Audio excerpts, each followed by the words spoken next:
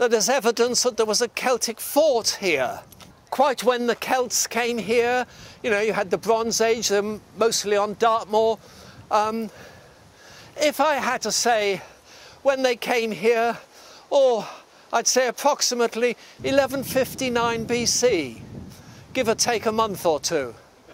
Because in that year, Mount Hekla on Iceland erupted, temperatures plummeted, and Dartmoor became less attractive. It was another driving force, and by then, of course, they were beginning to use new technology. They had iron to cut down the trees, they had primitive iron ploughs, so the Celts were here.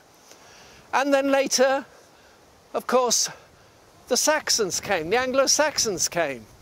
But the Anglo-Saxons, when they came here, they built a fort, and they were worried about the Danes, about the Vikings. And I think it was 997, wasn't it, when the Vikings sailed into Plymouth Sound, went up the Tavy, pillaged Tavistock Monastery, laid waste to Lidford. I've been to the museum in Oslo and seen coins from Tavistock there. Oh, coins! Goodness me. Should have brought them back. But of course the Saxons were looking in the wrong direction. It wasn't the Vikings they should have worried about, it's the people back there, the Normans. They were the next lot to come in.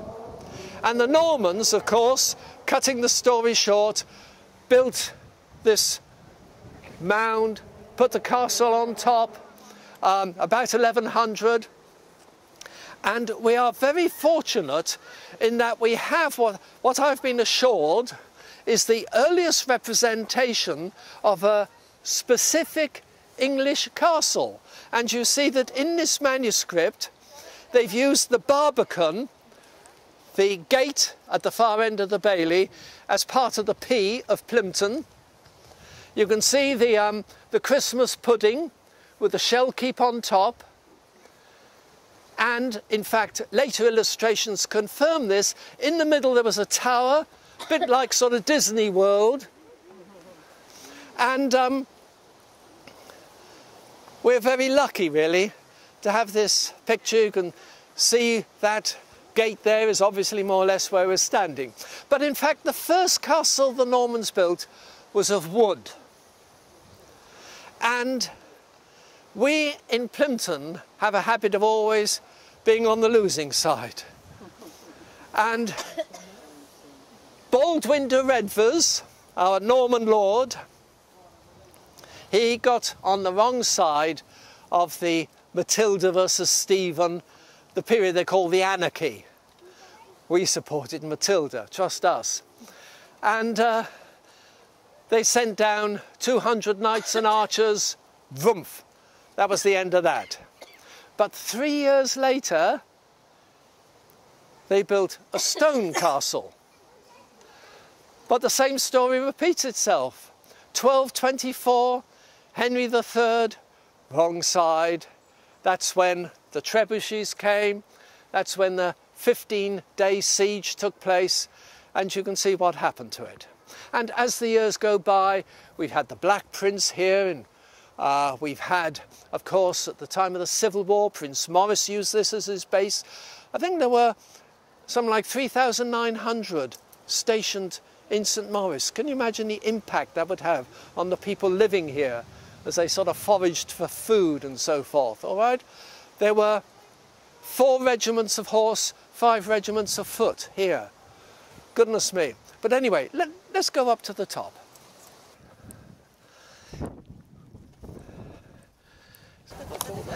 Right, well, here we are on the castle mound. And, well, one can imagine it was a bit of a labour. People with their baskets full of rubble and stones, the men, and I suspect a lot of women, having to build this up under the supervision of their Norman masters.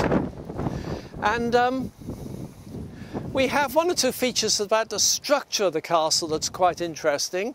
There are a number of large holes that go through the walls. And Well, I can remember being told that if a cat went down there, it would appear in St Mary's Church. But I'm informed that this is the only example in the southwest of a construction method where they use trunks of trees to reinforce the walls, and of course the trees have long since rotted away. You can see holes there, which are the putlock holes, where they used a sort of strange spiral sort of scaffolding to go up. And a nice view. One can see very plainly that you've got what I tend to think of as the Saxon heart of Plymouth St Maurice down there, and the Norman town on that side.